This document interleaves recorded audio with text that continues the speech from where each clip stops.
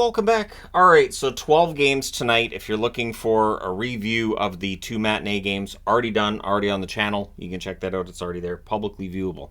So we had 12 games tonight, busy night. So I got some help with the scoring part from Yvonne, came in and helped me fill some of the stuff in because the app is less than useless now. The NHL app is just, it's frustrating. It's to the point where I just put the goal magnet on the board. I don't even worry about who scored it because I know that I'm not getting accurate information from the app. Not to mention that I don't think it tells me when it's an empty netter. It just says even.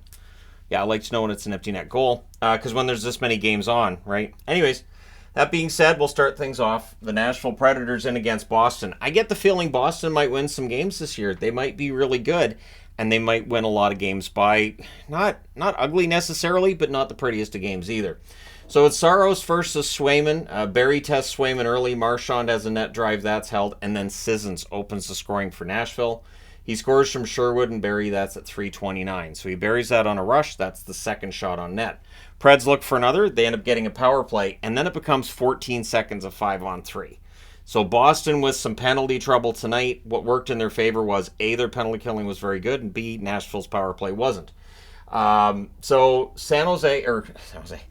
short-handed Marchand rush is saved. Apologies, it's a lot when you're not used to seeing this many games at the same time.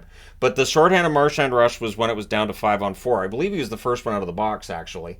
Then we get 30 seconds of 4-on-4 and a Bruins power play. That leads to a short-handed chance for Sissons. That was saved. Everything's killed off there. Preds go back to the power play. That's killed off. The Bruins get a power play and they score on it. It's Van Riemsdyk.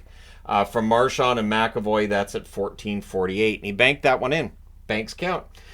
Bruins press with 4 minutes left, and they had some momentum late, but it's 1-1 after one. Second period. There's a double minor, gives the Preds a power play. Good, strong penalty killing by the Bruins. Marchand very prominent again. They do kill that off. There's a good forecheck by Frederick going on, too, when we're back at 5-on-5. The Bruins press at 8.5 minutes. Nashville gets a power play, and for 7 seconds, it becomes a 5-on-3. What a surprise. Tomasino to Novak, Swayman holds there. The Bruins survive that second 5-on-3. There's a penalty shot for Pasternak. He comes into this one for 4 on the penalty shots, and now he's 2 for 5. He scores at 14:48. So it's a Boston lead. It does not last. Sissons scores the second of the game at 16:54 from Yossi and Forsberg. That was during a delayed penalty. Coyle then has a shot that's held. We get some pushing, but after 2 periods, it's 2-2. Third period, good forecheck by Poitras. We get a power play for Boston. Van Riemsdyk has a chance that's held on a faceoff win, and he remembers that, and so he scores the power play marker after that. So Van Riemsdyk's fitting in pretty well with Boston. McAvoy and Pasternak with the assists at 2:52. Preds look to respond. They're kept to the outside. We get a power play for Boston. That's killed off. The Preds nearly tie it, but the post makes the save. Power play for Boston again. That's killed off. The goalie pull happens with around 2 minutes left. With 1:08 left, Preds call a timeout. The Bruins and Swayman end up holding on. So Boston goes to 2-0 with the win. With the loss, Nashville 1-2 on the season. Shots on net, 15-11 Nashville in the first, 13-11 Nashville in the second, 9-7 Boston in the third. Final shots, 35-31 for the Preds. Power plays 0 for 7 for Nashville. That's the problem right there. 2 for 5 for Boston. The hits, 31-26 for Nashville. It was a pretty hard-hitting game. Saros saves 28 out of 31, and Swayman was fantastic. 33 saves on 35 shots. And you get a goalie hug. What's better than the goalie hugs? All right, next up. The Rangers and the Columbus Blue Jackets. So Columbus looking to avoid the slow start they had last season. Tonight is an encouraging sign. So Shesterkin versus Merzlikins in this. Early chances for both. And then at 50 seconds, Gustafsson scores on what was the first shot, but it went in off Foodie's skate. So Fox and VC with the assists on that one. And that had to be frustrating for Elvis to see that one go in off his own forward skate. Our Rangers then look for another. More zone time for the Rangers. Columbus is blocking. And all I could think was this could get really ugly. Like if the Rangers go up 2-0. But there's a little bit more fight back from Columbus. Rangers score, but it's offside. Shots are 3-2 for the Rangers at 8 minutes. And at 9:38 on their third shot, Columbus scores to tie it. It's Boone Jenner from Goudreau and Marchenko. The Rangers then look to respond. They score, but it's offside too. Goal line save then prevents a Columbus goal. We get a power play, though, for Columbus, and Jenner scores during that power play, his second goal of the period. Goudreau and Provorov with the assists at 17:45 with 2:39 left. The Rangers get a power play. That's killed off. So we go to the second period with Columbus ahead 2-1. Johnson has a net drive. That won't go for Columbus. That's Kent Johnson, of course. Zibanejad has a blast that's kicked aside. Elvis, pretty good to this stage of the game. VC has a shot that's held. The Rangers press at 8 minutes. Good forechecking by Jenner, and he gets a goal. So after a turnover, Bean gets it back to Jenner. He tips it in at 12:30, and that is a natural hat trick for Jenner. The second natural hat trick we've seen this season. I think it's the second. It might even be the third. But yeah, that one's tipped in, and the Rangers look to answer. However, at 13:37, Jiricek gets his first NHL goal. Laine and Provorov with the assists. It is 4-1 for Columbus after 2 periods. Third period, Elvis is left sick, so Elvis is not in the building, and Martin is the goaltender. Spencer Martin picked up from Vancouver on waivers before the season started. Shots are 1 apiece at 4 minutes, so Columbus initially does a good job of basically preventing shots getting through. It would not stay that way. Near miss for Kakko as the Rangers press. We get a power play for the Rangers. Fox has a shot that's tipped wide, not a ship, a shot.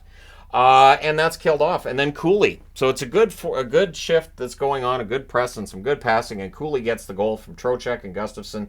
That's at 10:53. Columbus, they press for an answer. There's a glove save and a hold on a Trouba shot then by Martin. And then Danforth roofs it on a 2-on-1. Sillinger and Johnson with the assists at 15:54. It looks like Sillinger's ready to bounce back from last year. It's early, but hey, anything's got to be better than the way last year went. So we get a power play for the Rangers near the end. Kreider would end up scoring from Panarin and Fox at 19:24. It's just a goal that makes it 5-3. So that's your final. Both teams 1-1 with this result.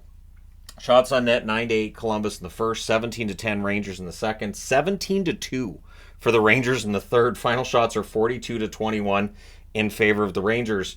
Power plays, Rangers 1 for 3, Columbus 1 for 1. The hits 12-9 for Columbus. Shesterkin with not very Igor-like numbers of 16 saves on 21 shots. Merzlikins saves 24 out of 26. And again, he leaves with an illness, but we've got the flu running around. We've got stomach flu rolling around too. Spencer Martin saves 15 out of 17 in relief, and he looked pretty good. So for Columbus, we'll see if they can build on this. And for the Rangers, they're going to need to just forget this happened and, use a little thing from Men in Black and, memory wipe themselves and then just think they were like golfing or whatever. So that's where they're at. Anyways, let's go ahead and move on. Next up, we're going to talk about Tampa Bay and Detroit. So we had wondered with Johansson, how will he do? And tonight, I'm not going to say it's on Johansson, but Tampa's a different team without Vasilevsky. We kind of know this is going to happen. So it's Johansson versus Husso. Both teams on the attack early, not necessarily hitting the net with regularity, but on the attack early. Bolts press at that first minute, but they're kept to the outside by Detroit. Paul has a tip shot that saved. There wasn't much inside room for teams initially, but at 5:11, Sprong scores on what was Detroit's second shot on net. DeBrincat with the assist. DeBrincat in for a big game. He likes it in Detroit. Wings nearly add another. They have some momentum. The Bolts score, but that was gloved in. That one did not count. Tampa Bay takes that personally. Stamkos scores to tie it at 9:46. Hedman and Kucherov with the assists. And then Tampa goes into the lead. At 12:52, it's Hagel from Hedman. The Wings press with 5.5 minutes left, and they would score. At 14:35, it's DeBrincat from Gostisbehere and Larkin. So basically, I'm writing the Wings are pressing, and as I'm writing it down, they score. So finish what I'm writing and write on the goal. Bolts look to respond. There's a power play for the Wings. That's killed off. Pressed by the Wings in the final minute, but it's 2-2 after 1. Second period. Good early back and forth. The Bolts press at a minute and a half. Husso holds, and then it's a turnover and it's buried. Raymond scores at 2 minutes and 1 second, and then the Wings look for another. There's more Wings pressure, and the Bolts are completely out of sorts at this stage of the game. Larkin has a chance that's held. It's really all Wings. Hagel then had a rush chance that was caught and held, and then it's a 3-on-2 rush, and they tie it. It's Stamkos from Hagel and Cirelli at 10:53, so that makes it 3-3. It does not stay that way. Confer scores from Seider and Kopp at 15:23, so Detroit just, pressuring and throwing everything at the net. It's working pretty well for them, and it's tipped in during a press by Confer there. 1:03 left. The Bolts get a power play, so that rolls over into the third, where the Wings finish the kill. Then there's a near miss for Hedman shortly thereafter. The shots on net are actually 2-1 for the Wings, 4.5 minutes in. And at 4:44, On a 2-0, DeBrincat finishes it. He scores from Larkin, so he just buries it. It's not fair to give those guys a 2-0, and they scored.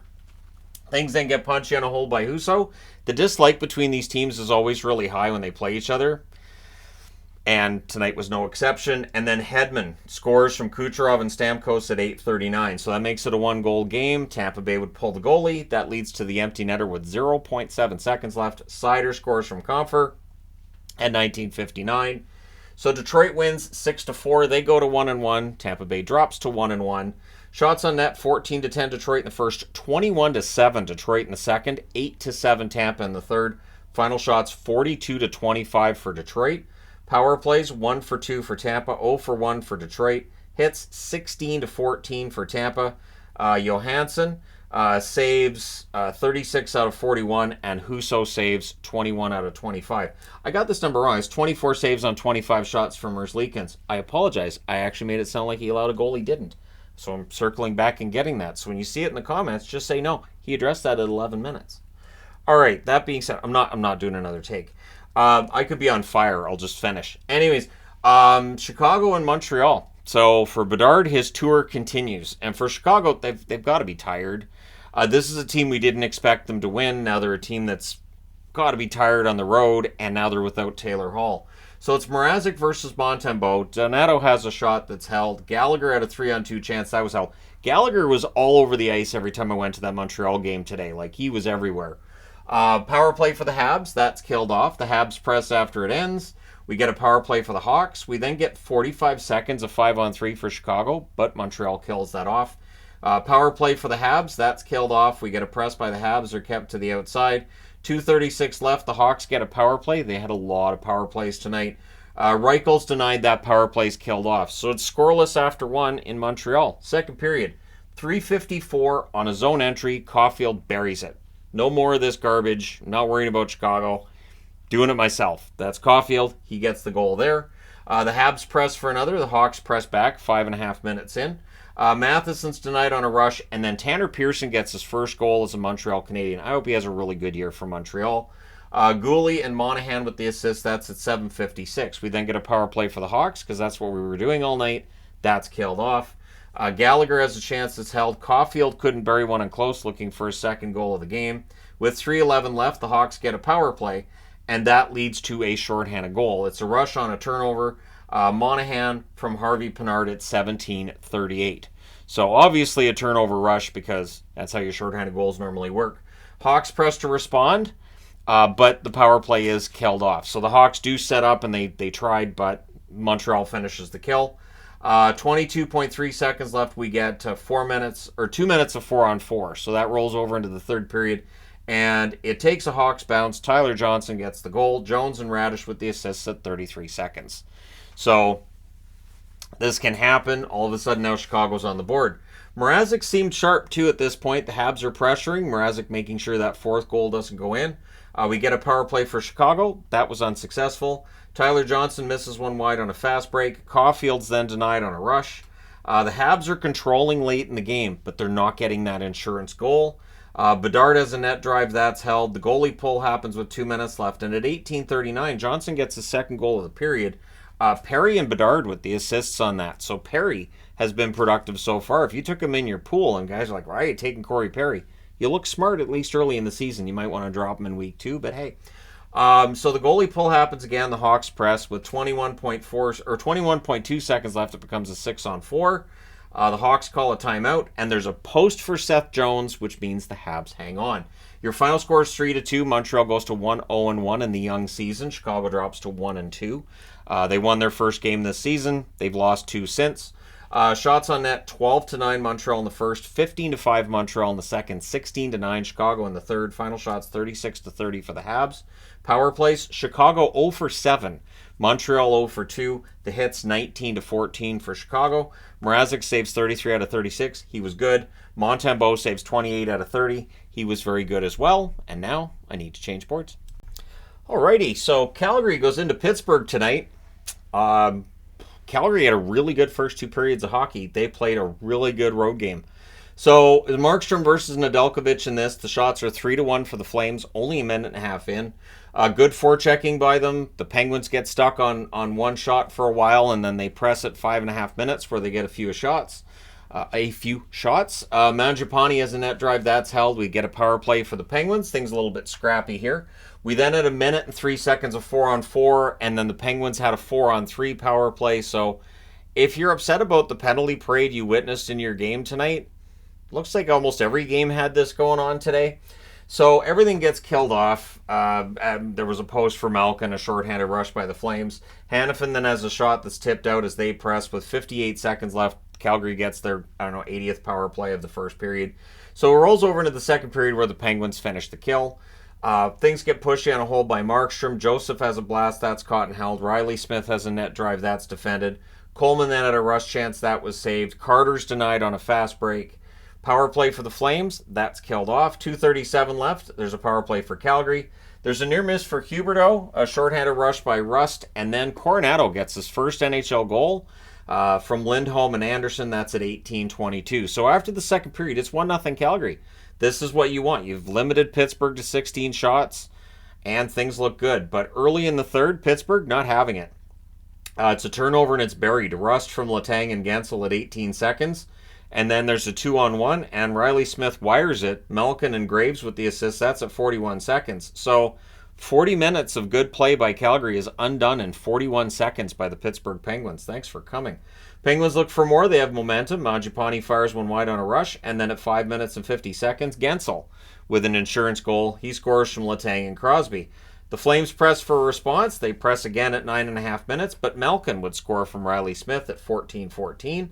The Flames press. Sharangovich is denied during that. And then Huberdeau with one that deflects in from Mangiapane and Hanifin at 16:05 to make it interesting. So the goalie pull happens with about 3 minutes left. With 1:37 left, the Flames call a timeout. In the end, it is an empty netter. It's Rust from Gensel at 19:38. So your final score in this one's 5-2. Pittsburgh goes to 2-1. So after that tough start to the season against Chicago, they've won back-to-back games. Pittsburgh 1-1, Calgary's 1-1. Pittsburgh's 2-1. Shots on net, 15-11 Calgary in the first, 11-5 Calgary in the second, 13-10 Pittsburgh in the third. Final shots, 36-29 Calgary. Power plays, the Flames 1 for 3, Pittsburgh 0 for 3. The hits, 15-10 Pittsburgh. Markstrom saves 24 out of 28. Nedeljkovic saves 34 out of 36. So Nedeljkovic fitting in pretty well in Pittsburgh thus far. The backup they traded off, though. He had a good night tonight. We'll get to that. All right, next up, Toronto. So the Maple Leafs at home against the Minnesota Wild. What impresses me with the Leafs is I don't think they've played a full 60 minutes yet, and yet they're starting off with a good record, right? So they had the shootout victory over Montreal, and now Minnesota comes in off of their shutout victory over Florida. Gustafsson versus Samsonov in this one. Goligoski has a shot that deflects wide. Leafs press. Gustafsson holds. The shots are 3-0. Toronto 3 minutes in. The Wild then press at 4 minutes. They end up getting a power play. That's killed off.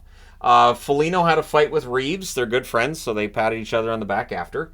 And then at 9:32, Minnesota takes the lead. It's Hartman from Kaprizov and Brodin. The lead does not last. Matthews scores from Marner at 10:54. We get 2 minutes of 4-on-4, and then it becomes a 4-on-3 power play for the Leafs because parade. And Matthews scores during that from Nylander at 12:35. So Toronto with a 2-1 lead, and Matthews having a great start to the season. Leafs nearly add another during 4-on-4. Kaprizov then fanned on one in close. The Wild press with 3 minutes left. In the final minute, the Leafs press, and eventually they add one. It's Nylander from Tavares and Domi at 19:37. So 3-1 Toronto after one period. Second period, there's a power play for the Leafs, and they score. It's Bertuzzi getting a goal from Yarncroke and Riley at 3:35. He just buries that one in front of the net. That's where Bertuzzi stands.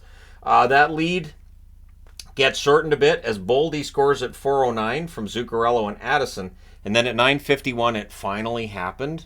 And you could tell Rossi was kind of nervous it might not count, but Rossi gets his first goal from Foligno and Faber. So about time that he gets his first goal. I'm very happy for him.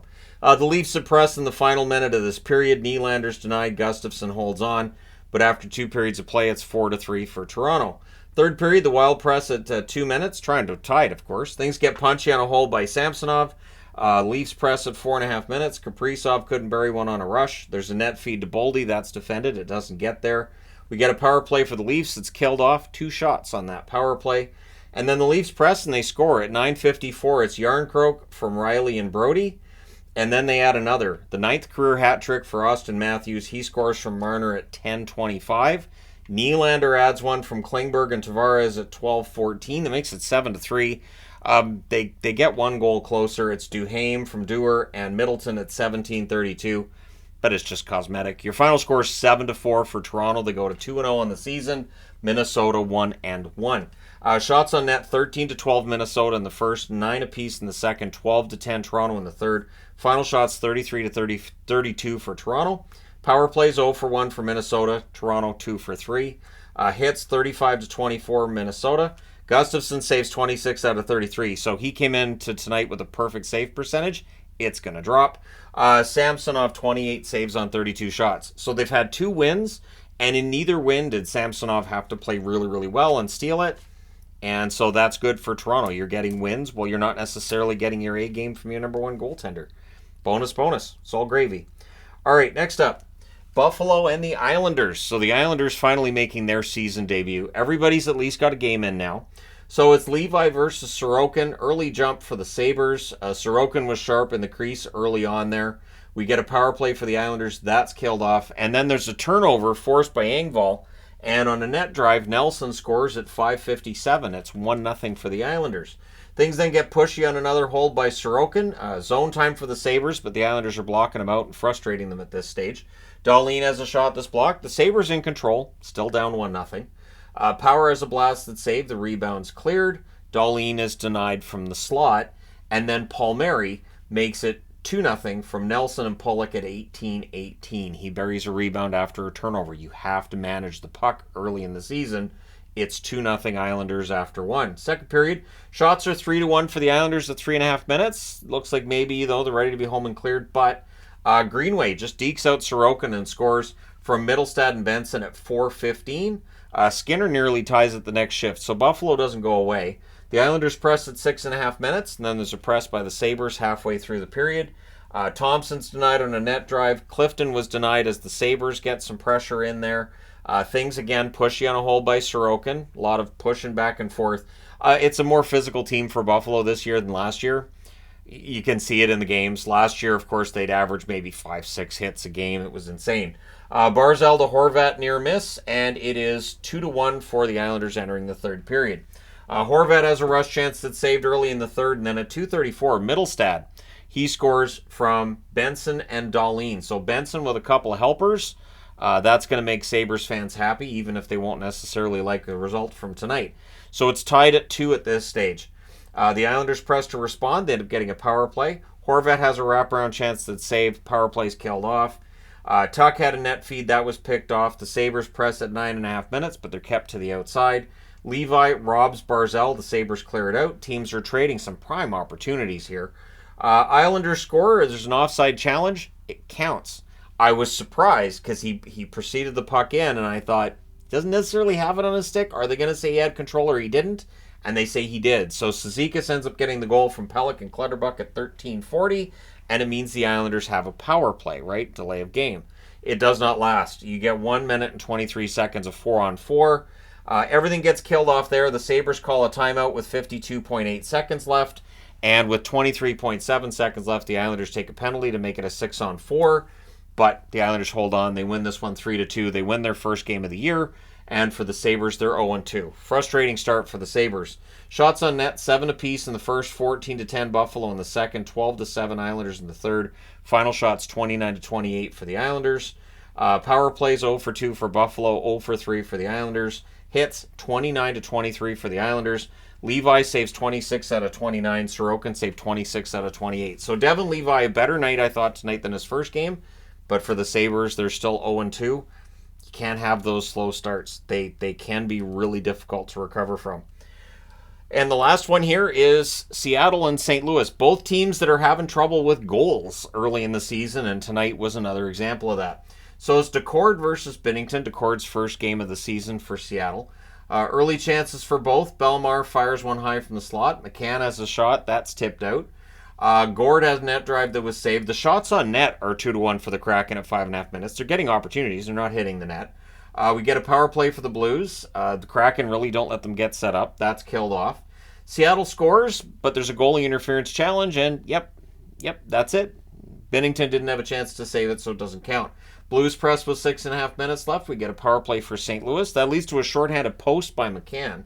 Power play's killed off, and then there's a late power play for the Kraken. So there's 42 seconds left on the power play for Seattle to start the third period, or second period, I should say, and they score on it with 2 seconds left. At 40 seconds, it's Schwartz from Bjorkstrand and Dunn. Schwartz tips that one in. 1-0 Seattle. Blues are having turnover issues at this stage of the game. Kyrou to Shen, there's a near miss there. Teams exchange rushes, and Kyrou buries his. Thomas with the assist. At 7:49, it ties the game up at 1. Kraken press with 9.5 minutes left. The Blues are getting opportunities, but the Kraken are doing a good job of blocking shots at this stage. 3:46 left. The Blues get a power play. Alexiak prevents a goal. That power play is killed off. We go to the third period tied at 1. Kyrou has a rush chance. That's saved. Things get pushy on a hold by Binnington. Cartier has a tip shot. That's denied. We get a power play for the Blues. Killed off. Doesn't happen. Decord nearly caught out of position. He was leaning the wrong way. He was almost caught. He still managed to not get caught. So St. Louis doesn't take the lead there. Both teams pretty stingy in the second half. You could see they really kind of wanted a point. You don't want to make a mistake that costs your team the possibility of a point. Teams trade rushes with 5 minutes left. There's a kick save on Falk. It's cleared out after that. Seattle presses in the final minute. Dunn has a shot that's held. We're going to overtime. Kraken control. They cycle or change. I think they got in 2 different line changes. Doesn't matter. The Blues get it. Kyrou to Falk gets broken up. Seattle controls again and sets up, but we're going to the shootout. In the shootout, Robert Thomas with the winner. So St. Louis survives a bit of a scare. They win in a shootout. They go to 1-0-1 with the 2-1 victory. Seattle can't score. They're 0-2-1, and the fact they're not scoring has to be alarming. It's very early in the season, but 3 games into the season, they have 2 goals to their name. Shots on net, 9-4 Seattle in the first, 11-9 Seattle in the second, 11-9 St. Louis in the third, 2-1 for Seattle in the overtime. Final shots, 31-25 for the Kraken. Power plays, Seattle scored on the only one they had. St. Louis 0-4 on theirs. Hits 18-17 Seattle. Decord saves 24-25, and Binnington, another really strong game, 30 saves on 31 shots. They have 3 points because Binnington's been excellent. That being said, I need to change boards. All right, and for the surprise of the night, let us discuss the Vancouver Canucks and the Edmonton Oilers. So, Rick Tocchet, huh? Coach of the year? Anyways, it was DeSmith versus Skinner. Of course, as I mentioned in the news video earlier, basically Demko's still working on getting his energy back, I guess, after being sick. The Oilers with early chances, and they score. Puck pinballs in. Draisaitl from Nugent-Hopkins and Hyman, that's at 42 seconds. And all I could think was, here we go. They poked the bear. Because the Oilers were pressing for more, and I put right there, poke the bear. So did they? And I need little bear magnets. I've decided I need a little bear magnet for when I think a team has poked the bear. It might be better to have, of course, for playoffs and whatnot, but there's times where I think it could come in handy.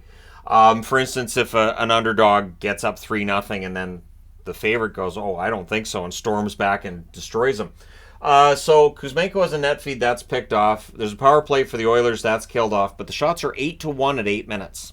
So the Oilers leading in shots 8-1, and again, this was what I had expected. I did not see the Oilers losing their home opener. Coming off of that huge loss. I've talked about it before. I've done videos on what happens after a team gets blown out. And usually a team will win a game after it gets blown out. Just that humiliation. So the Canucks get a power play, and they score on it. It's Kuzmenko. Tips it in. Hughes and Pettersson with the assists at 9:25. And then at 17:51, good shift, tipped in front, Höglander. Besser with the assist. So the Boo Birds are out at the horn because I wouldn't say Vancouver outplayed Edmonton, especially considering how things were early, but Edmonton's kept off the shot clock after the 8-minute mark. So Vancouver, pretty solid defense. So second period, there's a power play for the Oilers, and they score on it. There's a turnover. McDavid buries it at 1 minute and 45 seconds. However, there's a 2-0 break for Vancouver, and they score. It's Studnicka from Pettersson at 2:36. So Edmonton tied it, and less than a minute later, Vancouver said, yeah, no, we'll take that back. Ekholm hits the side of the net. The shots are 9-3 for the Oilers at 6.5 minutes. The Oilers go back to the power play, and they score on it. This power play is still lethal. Nugent-Hopkins from Bouchard and McDavid at 9:28, and he wires that one far corner. The Oilers look for the lead. They have momentum. They get another power play. That's killed off. 3:05 left. There's another Oilers power play. And then it becomes a 31-second 4-on-4, which bails out the Canucks with 1 minute and 36 seconds left. But to start the third, the kill is finished, and the Oilers look like they're picking up where they left off. They're going for the shots. They're getting all the shots. But at 2:56, Lafferty scores from Höglander. Canucks have the lead. What's going on? So it's 4-3, and then the Canucks press for another. Holloway has a rush chance. That's blocked. We get a power play for the Oilers. This was their 6th. And then it becomes 52 seconds of a 5-on-3 because of a delay of game call. And it was just one of those panicked, got to get the puck out kind of moments. And it's like, I didn't mean to throw it that well. I'm out. So it felt like this is where the game's probably going to turn. Not exactly the way I thought it might. So the Oilers call a timeout. We get a post for Draisaitl. And then we get 35 seconds of 4-on-4 as the Oilers take a penalty to pull themselves off the power play for the second time in the game. And it was McDavid that took the penalty. He did not agree. Everything gets killed off, and then things get kind of pushy on a hold by Skinner. Goalie pull happens with 2:20 left. Lots of late pressure by the Oilers. But the Canucks and heroic Casey DeSmith, not the biggest goalie hero tonight, but close. DeSmith ends up getting the win here. The Oilers drop to 0-2. The Canucks 2-0 with the win. So the shots on net, 8-7 Edmonton in the first, 18-6 Edmonton in the second, 14-3 Edmonton in the third. Final shots 40-16. So I have a new category that I'm following. I've got an Excel spreadsheet. I'm sorry, I'm such a nerd now. And I'm tracking steals. DeSmith qualifies as a steal. Goaltender winning a game the team probably should not have won. At any rate, your final shots 40-16. The power plays, Vancouver 1 for 3, Edmonton 2 for 7. The hits 33-29 for Edmonton. DeSmith 37 saves on 40 shots. Skinner 12 saves on 16 shots. The Oilers, there's going to be more question marks coming out of this game, and we'll see how they respond. The funny thing is, again, they outshot the Canucks 40-16. Just didn't have the puck luck, or they got goalied. Depends on how you look at it. All right, next up. Colorado and San Jose. I did not expect this game to have any excitement value, and yet it did. Because as the night went along, you realized Blackwood's doing something special here. So it was Georgiev versus Blackwood, and I put Blackwood sharp early. I had no idea how sharp he was going to be here for how long. Nichushkin fires one wide on a rush. We get a power play for the Avs. McKinnon's denied. It's cleared out. It's killed off. Shots are 7-1 Colorado at 7 minutes. This game's not close. And then it's Bordelot scoring his first of his NHL career from Benning and Hoffman at 8:42. It's a point shot that gets tipped in. So tip shots, deflections, screenshots. Goalies are really good in today's NHL. It feels like offenses have found a way to get around that. So it's 1-0 San Jose. Then we get a power play for the Avs. That's killed off. Strong forechecking by Colorado. Benning prevents an Avs goal. And in the last minute, there's a goal line stand by Blackwood as well. So his defense helping him out, and he helped himself out as well. So we go to the second period with the score 1-0 in favor of the Sharks. Early chances for both teams. Taves has a chance that's held. Bordelot and Wood crashed into the open gate. So you know when the gate opens to go into the boards. Bordelot and Wood crashed into that gate. That looked like it hurt. Power play for the Sharks. There's a shorthanded chance for Olofsson. That's held. The power play's killed off. Sharks press. They're kept to the outside. Cunning's denied on a fast break. The Sharks are forcing turnovers at this point. Avs press with 9.5 minutes left. They end up drawing a power play. Lehkonen has a blast that's held. We get 27 seconds of a 5-on-3 because every game seemed to have a 5-on-3 tonight. And then the Sharks clear it. More heroics from Blackwood. And then we get 12 seconds of a 4-on-4 because this is a parade. And so in the third period, there's 27 seconds left on the Sharks' power play. So the Avs finish the kill, and then they get some pressure. More heroics from Blackwood. Post for Lehkonen in close. I've seen questions. I know it's early in the season. There's some new subscribers. I cannot use NHL footage. That would lead to copyright issues, and that can really negatively impact the channel. So no. There's a post for Lehkonen in close. Nichushkin has a rush chance that's tipped wide. The shots are 5-0 for Colorado at 5 minutes. Sharks are all collapsing in front of the net. They were trapping relatively well, though the shots on net are ridiculous. McCarr gets robbed on a rebound opportunity. McKinnon's denied on a net drive. The Sharks press with 3 minutes left. And then, after pulling the goaltender, Colorado finally solves Blackwood on what was the 49th shot at 18:36. McCarr scores from Nichushkin. Took 49 shots to get one. So we're going to overtime because it's a California game. Hurdle has a shot deflect out. McCarr's denied on a net drive. We get a power play for the Sharks. That's killed off. Rantanen rushes. And then the Avs get a power play to finish overtime. So we go to a shootout. In the shootout, Mikko Rantanen gets the winner. So Colorado survives the scare. They go to 2-0 with the 2-1 shootout victory. San Jose 0-1-1 with the shootout loss. Yeah, they'll take that. No problem. Shots on net, 16-9 Colorado in the first, 15-7 Colorado in the second, 19-4 Colorado in the third, and in overtime 2-1 for Colorado. So final shots, 52-21 for the Colorado Avalanche. Power plays 0-for-5 for Colorado, 0-for-4 for San Jose. Hits 19-17 San Jose. Georgiev saves 20 out of 21. Blackwood saves 51 out of 52. Welcome to San Jose. So Blackwood showing that, yeah, he's a pretty good goaltender, which I've said for years. He just hasn't been healthy, and maybe now he's healthy. Anyways, a lot of saves. Next up, Anaheim and Vegas. This was a slow one. Not going to lie. This, of all the games that were played, this one had some real slow periods there. Gibson versus Hill in this one. Eichel has a tip shot. That's saved and held. Lacombe had a wraparound opportunity. That was saved. Shots are 3-1 Vegas at 4.5 minutes, to the surprise of no one. Things get pushy on a hold by Hill. We get a power play for the Ducks. That's killed off. Vegas presses with 4.5 minutes left. The game gets kind of punchy on a hit against McNabb. So, yeah, people don't like it. We get 2 minutes of 4-on-4 as a result. And then Vegas comes out with a power play of 3 minutes. So it's a 5-minute major for what happened to McNabb. It's 2 minutes of 4-on-4 to begin, and then a 3-minute power play. They explained it to the coaches, too. Strome has a screenshot, that's saved, and then Eichel scores on the power play. Because it's a major, it doesn't mean the power play is over. Theodore and Stevenson with the assist, that's a 19:58, so right before the horn. There's 1:45 left in the major to start the second period. The Ducks do, to their credit, finish the kill. So 3-minute power play for Vegas, they get 1 goal out of it.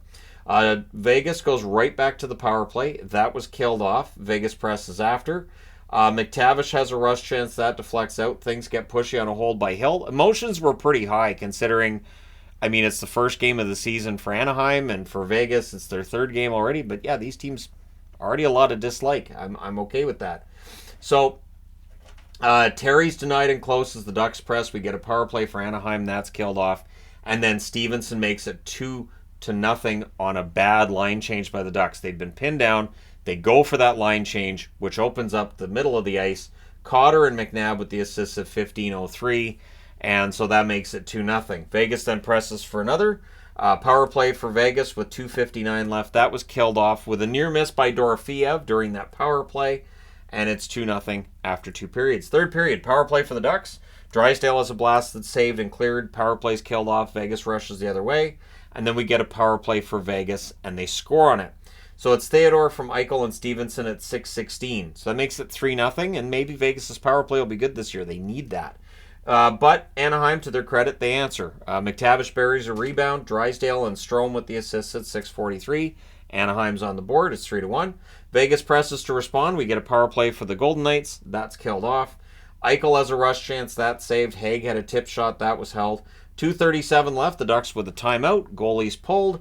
And that means an empty netter. Ron Bjerg scores from Haig at 17:32. There's your insurance. Vegas wins 4-1. They go to 3-0 on the season. Anaheim has now lost their first game of the year.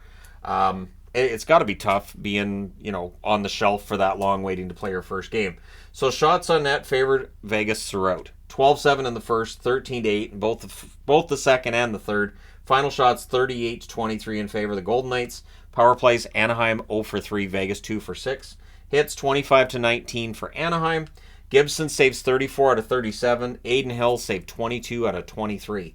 So in the end, Anaheim gave him a bit of a fight, but Vegas is just, they're too good to lose against Anaheim on this night. Last up is Carolina and LA. So why is this review going up so late? California, 7:30 starts, boys and girls, because they tend to go to shootouts, don't they? So Anderson versus Copley in this one. Early jump for Carolina. We get a power play for Carolina. That's killed off, but they would get on the board. It's Burns. It's the third shot on net. 0 for the Kings at this point. Slavin with the assist at 4:15. Kings press. They're kept to the outside. We get a power play for the Kings. That leads to a shorthanded rush and a goal by Aho at 6:41. That was the fourth shot on net, so that's goals on back-to-back shots. Canes then finish the kill. Kings press afterwards. Anderson holds on there. Roy to Fiala gets picked off. Kopitar has a rush chance. That's saved. 9 straight shots for the Kings. And then on their 6th shot, so 3 goals and 4 shots, Carolina makes it 3-0. Kokanyemi with that one at 13:28. So that's got to be rough. You know, you're pressing, and as soon as the puck goes the other way, it's in your net. Near miss for Dubois on a net drive, and then Doughty scores from Fiala at 18:27. He buries that one on a rush. So LA gets on the board before the period's out. It's 3-1 for Carolina. Second period, Canes press, but they lose the puck. And then Lemieux on a rush during a line change. So bad line changes, right? Lemieux scores from D'Angelo at 3:03. So this again is an early season thing, catching a team on a line change. We get a power play then for the Kings, and they score on it. Kopitar, cross crease pass and buried, scored by Kopitar.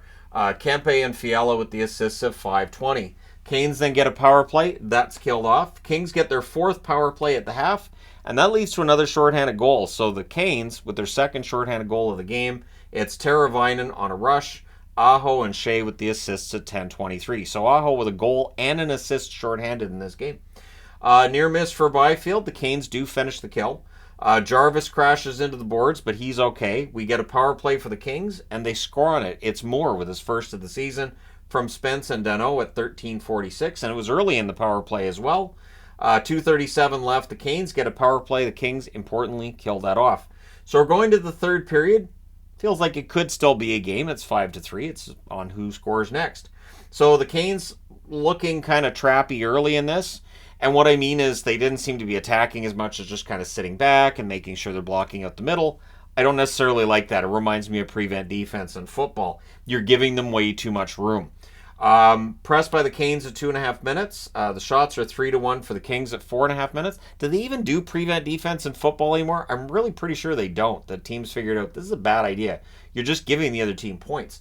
Power play for the Canes, that gets killed off. Then we had power play for the Kings. That's killed off too. And then Gavrikov, good press. It's buried. Lewis and Lizotte with the assists at 11:24. So Trevor Lewis, pretty sure that's his first point of the season back with the Kings. So the Kings go back to the power play at 3:33 left. That was killed off, but not long after, the goalie gets pulled and Kopitar scores at 18:38 from Grundstrom and Fiala. Then with 43.2 seconds left, it looked like the Canes were taking a 4-minute power play, but they reviewed it and went, nope, no penalty, none at all. So we go to overtime. The Canes controlled early, Deno to Moores, a near miss. There were chances back and forth, but in the end, we're going to a shootout. That shootout went to round 9. Because it's in LA and it's a 7:30 start, it went to round 9 of a shootout where Martinook gets the game winner. And I was convinced we were going to go to like round 15.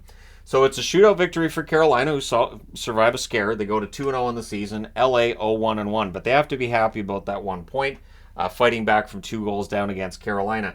So the shots on net, 15-9 LA in the first, 6 apiece in the second, 7-3 LA in the third, 2-1 LA in the overtime. Final shots, 30-19 for the Kings. Power plays, 0-4 for Carolina, 2-7 for LA. Hits, 22-13 in favor of the Kings. Anderson saved 25 out of 30. Copley, rough night for him. 14 saves on 19 shots. Makes up for it in the shootout for the most part, but for the Kings, we'll see what happens in their next game, because Talbot didn't look incredibly sharp in Game 1. Game 2, I didn't think Copley looked incredibly sharp either, so we'll see what they do. Let me know your thoughts in the comments section below, as always. Don't forget to hit like and subscribe if you're browsing your way through. You just happened upon this video. Thank you guys so much for watching, for all your support. I will talk to you again soon.